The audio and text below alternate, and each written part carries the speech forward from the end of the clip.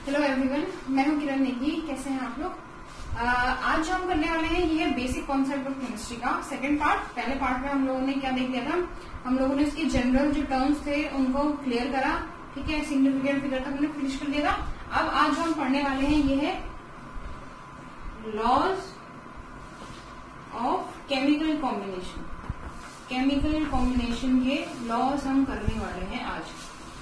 तो आप मेरे को बताओगे हम ये लॉज पढ़ते क्यों हैं? पहले इनकी जरूरत क्या है हमें पढ़ने की?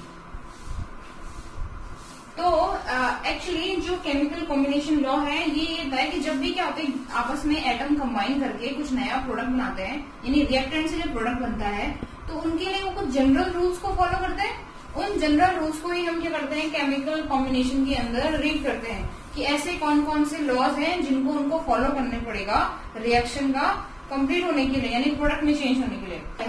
पहला लॉ हम जो इसमें पढ़ने वाले हैं वो है कंजर्वेशन ऑफ मास का, ठीक है। Law of conservation of mass. तो ये लॉ जो दिया था ये दिया था एंटोनी लेवोशियर ने। इनका नाम हमने पहले भी नहीं सुना है, लेवोशियर है। इसको दिया था एंटोनी लेवोशियर ने। एंटोनी लेवोशियर ने कब ये दिया था? उन्होंने 17th सेंचुरी में। तो अगर आपको याद होगा इसका नाम, तो ये पहले भी देख चुके हैं मैटर के क्लासिफिकेशन में। मैटर के क्लासिफिकेशन में हमने क्या कहा था? प्योर सब्सटेंस जो होता है वो दो पार्ट्स में डिवाइड होता है, एलिमेंट और कंपाउंड में। और उसको डिवाइड करने का श्रेय जो जाता है वो लेवोशियर को जाता है। इन्होंने अपने एक्सपेरिमेंट में जो इन्होंने किया था मरकरी कैलिक्स पे या मरकरी ऑक्साइड पे, तो उन्होंने कहा था कि जब भी हम मरकरी ऑक्साइड को हीट करते हैं तो ये टूटता है किसमें? मरकरी में, फ्री मरकरी में। और साथ में क्या होता है? मॉलिक्यूल ऑफ ऑक्सीजन आता है। तो उन्होंने ये कहा था कि रिएक्शन से पहले जो मास मिला और रिएक्शन के बाद जो मास मिला वो एक्चुअली बराबर आया, यानी mass of reactant is equal to mass of product. यहीं से लॉ आया। तो उनके एक्सपेरिमेंट में इसका मास जो था वो 100 ग्राम था। इन दोनों को मिला के भी क्या आया था? 100 ग्राम आया था, जिसमें जो ऑक्सीजन का मॉलिक्यूल था ये 7.8 ग्राम का था और 92.2 ग्राम किसका मास था? मरकरी का। यहां से ये चीज क्लियर हुई कि उन्होंने इसी एक्सपेरिमेंट से उनको ये लॉ का पता चला, जो उन्होंने कहा था कुछ इस तरह से कि उन्होंने अपना एक लॉ दिया था ड्यूरिंग एनी फिजिकल और केमिकल चेंज। एनी फिजिकल और केमिकल चेंज, फिजिकल और केमिकल चेंज, मास रिमेन सेम।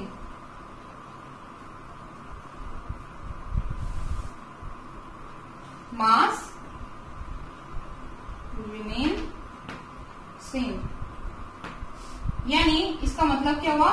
मतलब होगा मास of reactant is equals to mass of product, is equals to mass of product. During any chemical or physical change mass remain same, यानी mass of reactant किसके बराबर होगा? mass of product के बराबर होगा, ठीक है। यहाँ से ये लॉ उन्होंने दिया। इसी को क्या बोलते हैं? कंजर्वेशन ऑफ मास, जिसको आप लोग कई बार इस फॉर्म में पढ़ते हो कि मास neither created nor destroyed इस फॉर्म में। लेकिन जो उन्होंने अपने वर्ड्स दिए थे वो कुछ इस तरह से दिए थे आफ्टर दिस एक्सपेरिमेंट, ठीक है। ये था फर्स्ट लॉ। अब हम जो सेकंड लॉ देखेंगे वो क्या है?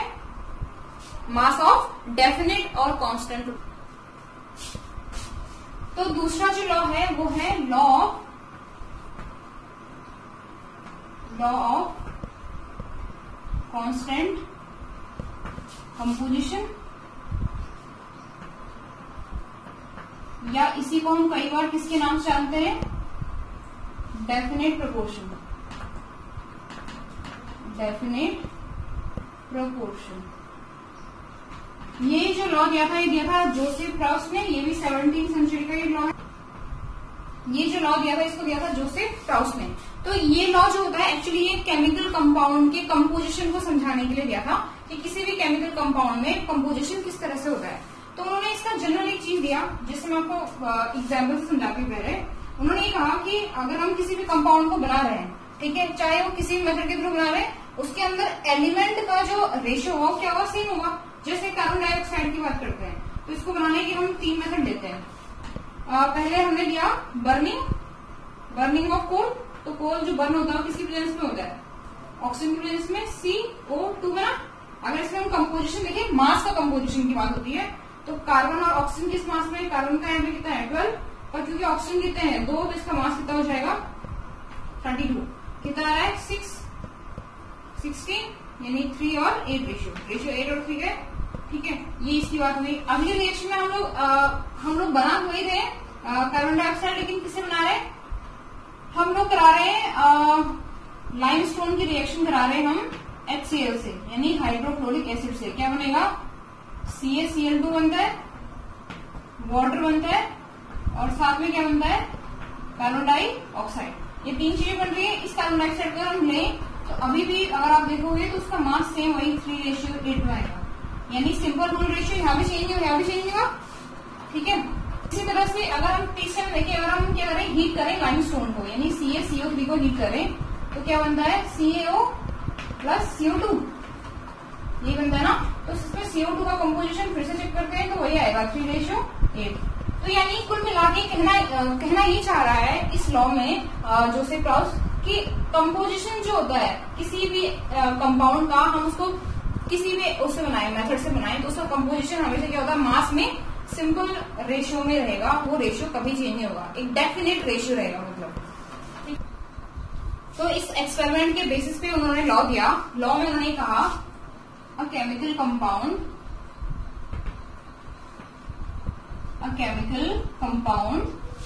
contain same element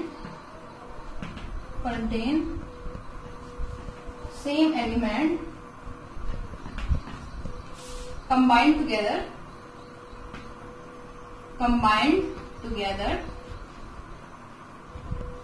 in a definite proportion of mass.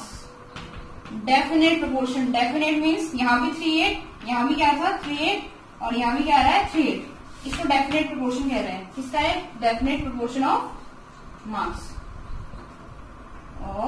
मास।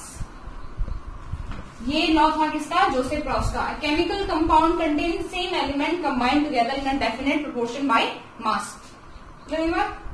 ये अब पढ़ते हैं थर्ड रूल। थर्ड लॉ जो है वो है लॉ ऑफ मल्टीपल प्रोपोर्शन। इसको दिया था डाल्टन ने, जॉन डाल्टन ने।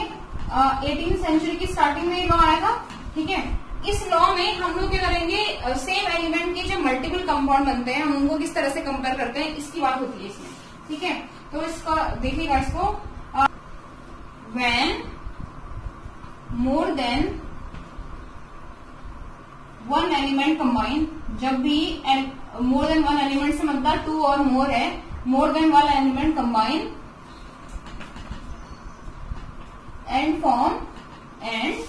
form more than 2 कंपाउंड, यानी 2 या 2 से ज्यादा कंपाउंड इनसे बनते हैं,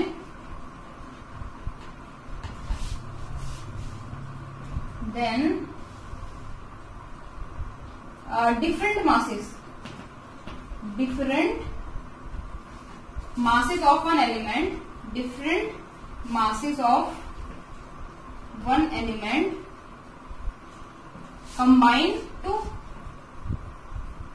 combine to fixed mass of other element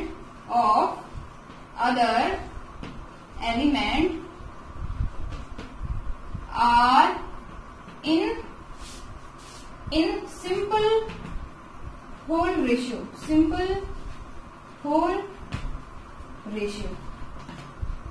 to one another.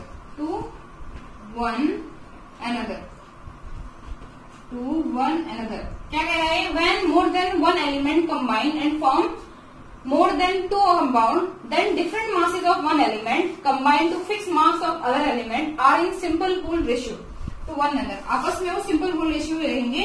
कह क्या रहा है कि हमारे पास 2 एलिमेंट है, ठीक है। एग्जाम्पल से समझिए इसको। जैसे मेरे पास नाइट्रोजन और क्या है, ऑक्सीजन है। इन दोनों से हम लोग एक से ज्यादा कंपाउंड बना रहे हैं, एक से ज्यादा यानी जैसे हमने बना दिया NO2। कंडीशन ये है कि इनमें से एक का मास क्या होना चाहिए, क्या बोला उसने, फिक्स मास, यानी चेंज नहीं होना चाहिए। जैसे इसमें नाइट्रोजन का हो रहा है, यहाँ पे भी 14 होगा और यहाँ पे भी क्या होगा 14। क्लियर बात।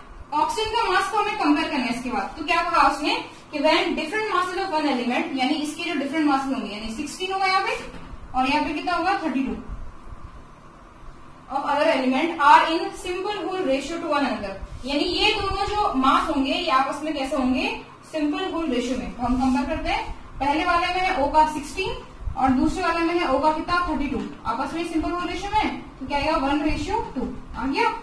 ये कह रहे हैं जॉन डाल्टन कि जब हम लोग कंपाउंड बनाते हैं सेम एलिमेंट से अलग अलग, तो जो डिफरेंट मास होंगे वो आपस में क्या होंगे, एक दूसरे के सिंपल होल रेशियो में फॉर्म होंगे। क्लियर हुई बात। तो ये क्वेश्चन है इस लॉ से रिलेटेड। हाइड्रोजन और ऑक्सीजन से दो कंपाउंड बन रहे हैं, जिसमें पहले में हाइड्रोजन का कंटेंट जो है 5.93% है, दूसरे में कितना है 11.2%। ये कह रहा है कि ऑक्सीजन का हमें डेटा निकालना है, लेकिन किस तरह से निकालना है कि वो मल्टीपल प्रोपोर्शन को फॉलो करते हुए दिखे। तो पहले तो हम लोग ऑक्सीजन का डेटा निकालेंगे, लेकिन प्रॉब्लम यह है कि हमें चीजें परसेंटेज में दे रखी है, ठीक है।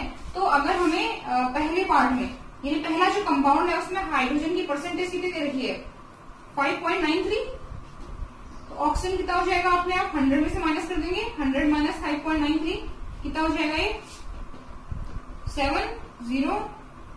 97.07% हो रहा है।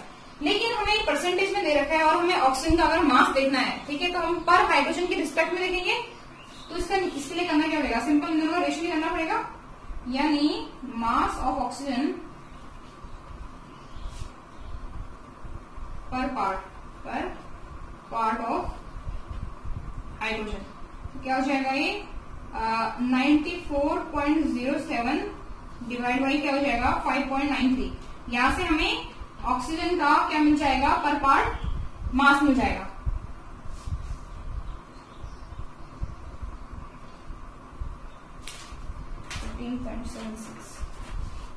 जो किसके इक्वल होगा, यहाँ पे इसको सॉल्व कर लीजिएगा, 15.86 के बराबर आएगा, ठीक है। यानी पहले पार्ट में जो हमें ऑक्सीजन का मास मिल गया वो कितना मिल गया 15.86। ऐसे हम दूसरे पार्ट में निकालेंगे, यहाँ हाइड्रोजन जो दे रखा है वो 11.2 दे रखा है, तो ऑक्सीजन कितना हो जाएगा 100 माइनस 11.2, ये किसके इक्वल होगा 8.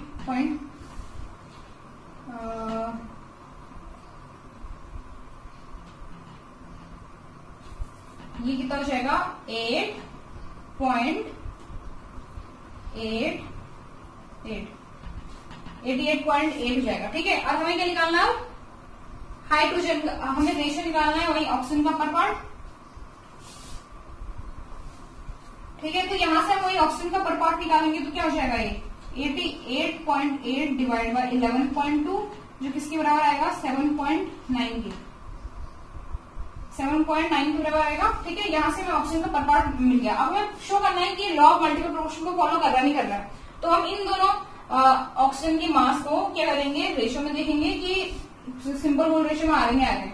तो क्या था 15.86 और क्या है 7.9, ये किसके आया 2:1 के बराबर, यानी ये लॉ ऑफ मल्टीपल प्रोपोर्शन को फॉलो कर रहा है, ठीक है। तो इस तरह से लॉ ऑफ मल्टीपल प्रोपोर्शन क्या बताता है, डिफरेंट कंपाउंड्स के, सेम एलिमेंट के डिफरेंट कंपाउंड के मास का रेशियो, ठीक है। तो उसमें से हमें कंडीशन ये लेनी पड़ती है जनरली कि हमें एक का मास फिक्स करना पड़ता है। तो ये लॉ बताता क्या है, ये लॉ ये बताता है कि किसी भी सेम एलिमेंट से मिलने वाले डिफरेंट कंपाउंड में अगर हम एक एलिमेंट के मास को फिक्स रखते हैं तो दूसरे एलिमेंट का मास जो होता है वो सिंपल होल रेशियो में दिखता है, ठीक है। ये था।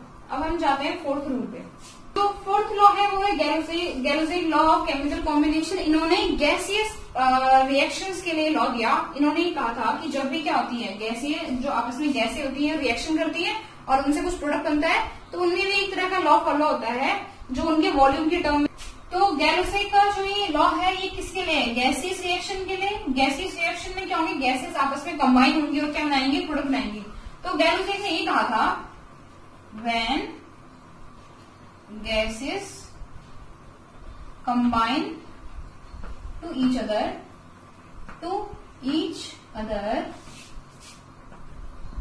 they do so in volume, किसके फॉर्म में करते हो, वॉल्यूम के फॉर्म में, volume, they do so in volume which beer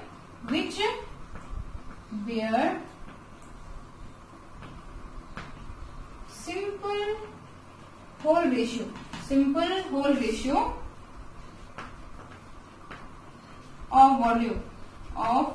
volume to one another, यानी वो एक दूसरे के उसमें वॉल्यूम में क्या रहते हैं, सिंपल रेशियो के फॉर्म में रहते हैं, one another, and volume of product,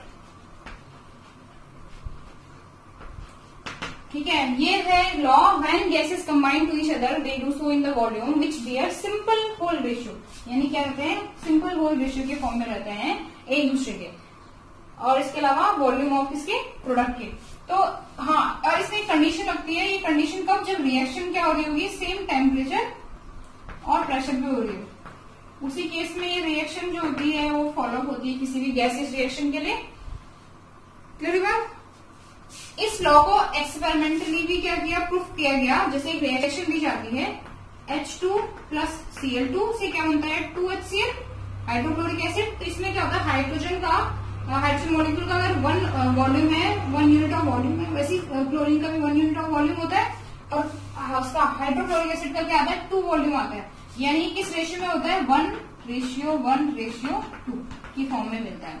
clear बात। यानी हम लोग इस गैसियस रिएक्शन में देखने को मिल रहा है कि वॉल्यूम जो है सिंपल होल रेशियो में मिलता है। इसी तरह से एक रिएक्शन जो है वो हैबर प्रोसेस वाली है, N2 प्लस 3H2 से क्या बनता है 2NH3 बनता है।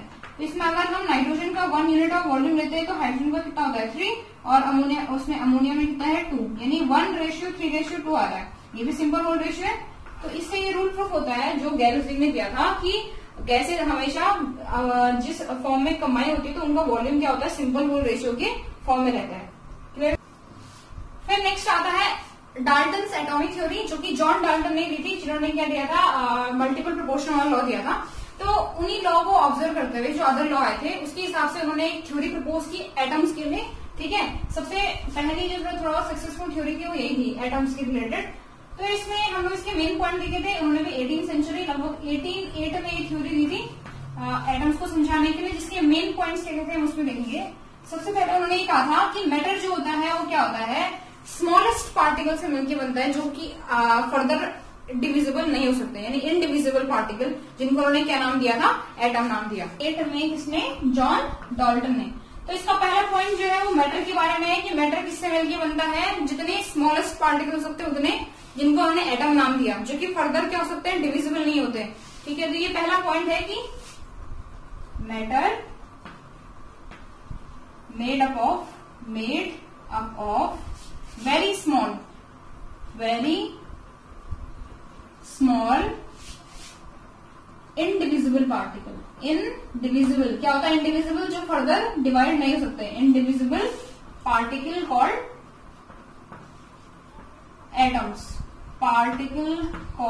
एटम्स, ठीक है। यहां से एटम वर्ड आया था, जो किसने दिया था, जॉन डाल्टन ने पहली बार मैटर की कंपोजिशन को समझाने के लिए। ठीक है, दूसरा जो पॉइंट कहा था उन्होंने वो सबस्टेंस को लेके कहा था कि substance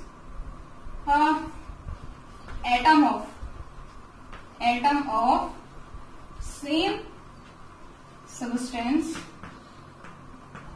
are identical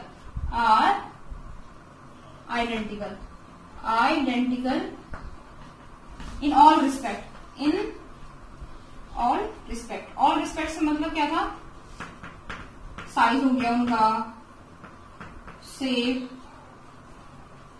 chemical properties, इस तरह से उनके जितने भी कैरेक्टर थे वो कैसे रहेंगे, सेम रहेंगे। किसी भी सेम सबस्टेंस के अंदर जितने भी एटम्स होंगे वो क्या होंगे, आपस में सेम कैरेक्टर रखेंगे। ठीक है। दूसरा, atoms of different substance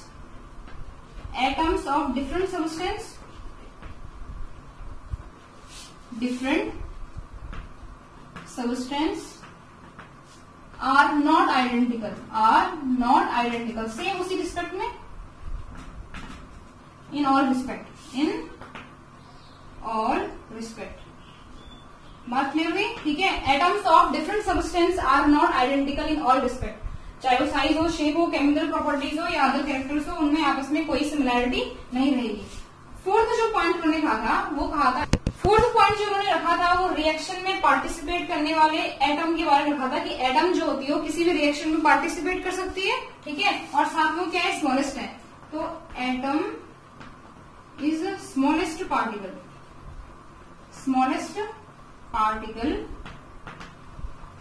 which participate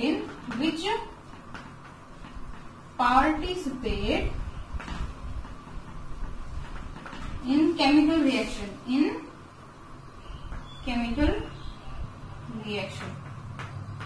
ठीक है। ये चार पॉइंट जो मेन पॉइंट थे। ठीक है। फिफ्थ पॉइंट जो उन्होंने सिंपल होल रेशियो वाले जो अभी तक हमने क्या किए हैं, लॉ ऑफ केमिकल कॉम्बिनेशन की, उन्होंने कहा ये लॉ एटम्स लेवल तक भी क्या होते हैं, फॉलो अप होते हैं। ठीक है। तो उन्होंने कहा था atoms of different element combine in fix, पहले तो फिक्स होंगे। ठीक है। सिंपल और होल रेशियो इन तीनों फॉर्म में क्या होंगे, वो प्रेजेंट होंगे किसी भी किसमें, केमिकल रिएक्शन में। सिक्स पॉइंट जो है, सिक्स पॉइंट क्या बताता है कि एटम्स आर नाइदर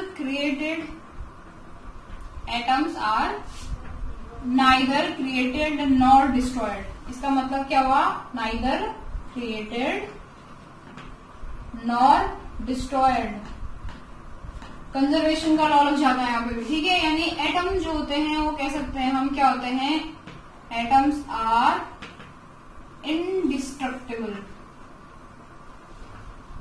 कोई उनको तोड़ नहीं सकता, ऐसा कहा था। तो यहां से क्या आ गया, एटम्स आर डिस्ट्रक्टिबल, यानी इनको कोई फर्दर डिवाइड नहीं कर सकता। ये छह पॉइंट जो थे मेन पॉइंट, ये छह मेन पॉइंट थे डाल्टन्स एटॉमिक थ्योरी के, जो उन्होंने अपने क्या करते ऑब्जर्वेशन के बाद एटम्स के बारे में दिया था। ठीक है। मैटर को समझने के लिए। लेकिन ये थ्योरी पूरी तरह से सही नहीं हुई, क्योंकि कुछ लॉ थे, जैसे गैलोजे का लॉ था, वो उसको समझा नहीं पाए थे, या ये नहीं समझा पाए थे कि प्रोडक्ट किस रेशियो में बनते हैं, या क्यों जरूरत होती है एलिमेंट को कंबाइन करने की। इस तरह के कुछ क्वेश्चन को नहीं समझा पाए, इसलिए डाल्टन्स की एटॉमिक थ्योरी कुछ पॉइंट्स में क्या हो गई, फेल हो गई। कुछ इसने सही चीजें बताई, लेकिन कई जगह पे क्या हो गई। ठीक है। लिमिटेशन है हम लोग पहले करेंगे। इन्होंने इनका जो थर्ड पॉइंट था, जिसमें उन्होंने कहा था कि atoms of different substance are not identical, वो आपस में सेम नहीं होते हैं। लेकिन ये डाल्टन की एटॉमिक थ्योरी ये नहीं समझा पाई थी वो किस रिस्पेक्ट में और क्यों अलग होते हैं। ठीक है। तो पहला पॉइंट आएगा हाउ एटम्स ऑफ डिफरेंट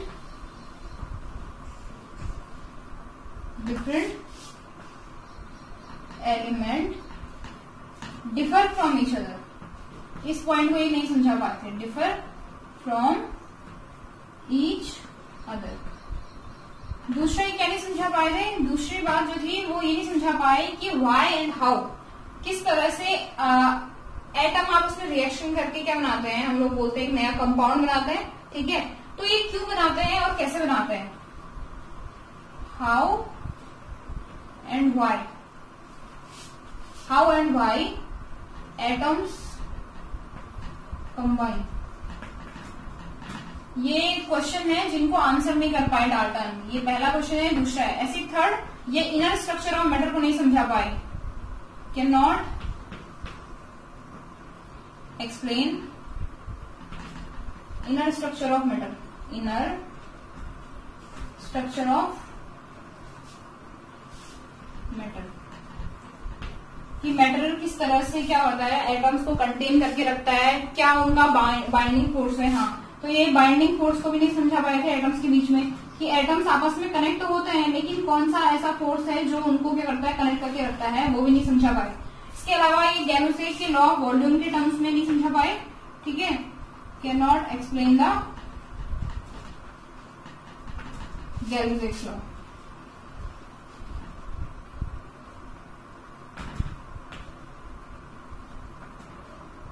ठीक है। ये चार मेन पॉइंट है। इसके बाद तो और भी चीजें आई थी कि एटम जो होता है वो क्या होता है, फर्दर डिवाइड होकर क्या होता है, इलेक्ट्रॉन प्रोटॉन न्यूट्रॉन में टूटता है। इसके अलावा क्या होता है, सब एटॉमिक पार्टिकल्स भी होती है। लेकिन ये इन चीजों उस टाइम पे भी ये पता चल गया था थ्योरी आने के बाद ही कि इन चार पॉइंट को ये एक्सप्लेन नहीं कर पा रहा है, ठीक है। इसलिए कहीं ना कहीं डाल्टन की एटॉमिक थ्योरी पूरी तरह से सक्सेसफुल नहीं हुई। तो आज की क्लास में हम लोग इतना ही देखेंगे, ठीक है। नेक्स्ट क्लास में इसके बाद का, जिसमें हम लोग मॉलिक्यूलर मास, एएमए वगैरह इनको क्लियर करेंगे, ठीक है।